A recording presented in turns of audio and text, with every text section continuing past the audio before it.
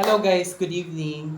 So karing gabi akong i-share akong experience. Nag-text ang kay CC nga na daw ko'y daog daw ko 500. So wala ako nag-expect na 1,500. So muna akong resibo guys.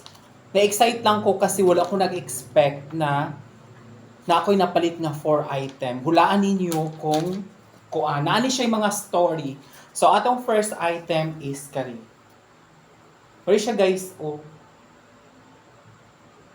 giisip na ko ni siya paliton kay mag-survey ko kay syempre init kayo mag long sleeve ta nga muratag. Basta mo na akong fashion, wala na mo'y mahimo.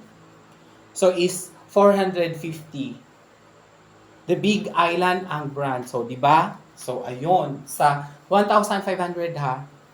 Next item is ayan guys. So, mao man gud ang trend karon na pantalon, like denim siya na medyo baggy ba na ang tawag, trouser ana.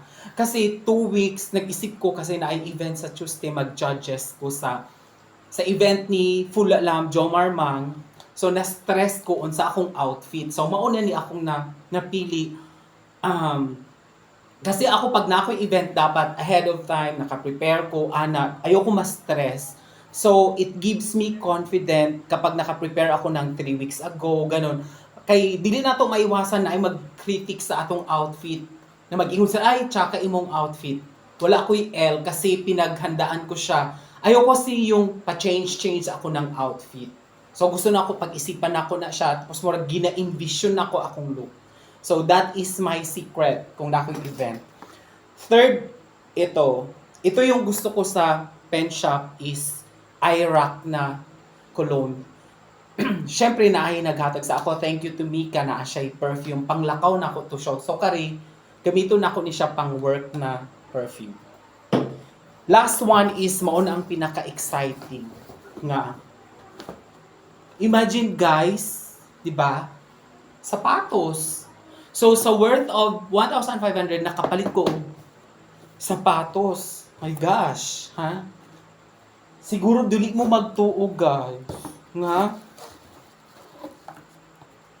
Rusty Lopez magud ni siya nga brand. So tan-awa ha. Ayan. So it's 300 pesos. Ginatanaw man gud ako ni siya, it's 1,000 plus ni siya before guys. So di ba? Nice kaayo na ako'y pair of shoes na bag-o. So ang secret guys kapag mag-shopping mo, dapat isipon ninyo unsa inyong gusto na sa shopping malls and then mag-look muna. So hindi mo gina-expect tanawa nakuha na ko siya at 300. So yun lang guys, i-share lang na ako ang akong experience today.